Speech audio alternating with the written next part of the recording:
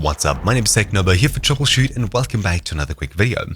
In this quick guide, I'll show you how to uninstall EasyAntiCheat for basically any game. For this, you'll need to have the game installed and then navigate across to its directory. It could be Apex Legends, Rust, Fortnite, or anything like that. I'll head across to Steam, locate Rust, which is the game that relies on EasyAntiCheat. I'll right-click, hover over Manage, and click Browse Local Files.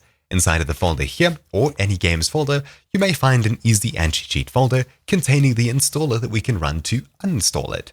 However, if you don't see the EasyAntiCheat folder, it may be buried deeper down. Use the search tool in the top right to search for EasyAntiCheat, one word. After locating and opening the file, double-click the setup.exe and give it admin when prompted. Inside of here, simply click Uninstall in the bottom left. Now, usually you can click the drop down here and select other games that it could be installed for.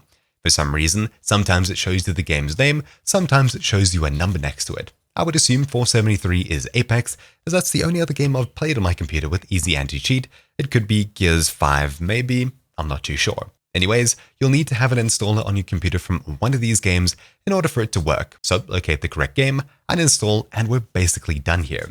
Navigating across to Apex Legends folder, we have the EasyAntiCheat folder and the setup inside of it. Once again, opening it up, we see Apex Legends and a bunch of other games here. For some reason, sometimes they show other games, sometimes they only show installed games, and sometimes they show numbers. It can be very confusing, but you just need to navigate into the game in question and then open up the installer in said folder. It's that simple. But anyways, that's about it for this video. Thank you all for watching. My name's been Technobo here for Troubleshoot, and I'll see you all next time. Ciao!